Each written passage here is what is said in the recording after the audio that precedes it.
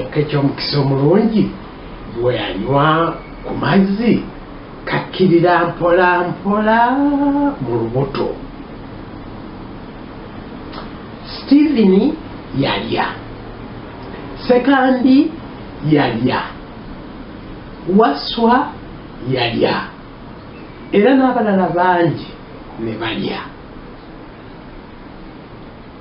Mu kiseera ekyo omuvubuka omuto embulakalevu Henry Mukasa eyayambanga ennyo mu kukumaakuma banne bambi yatula wansi n'awandiikira muganzi we gwe yali alese eka eyayitibwanga Rose ebbaluwa. Mwana muwala oyo nno Rose nga si mulungi mulwadde era nga bamufukako n'amazzi n'oganywa.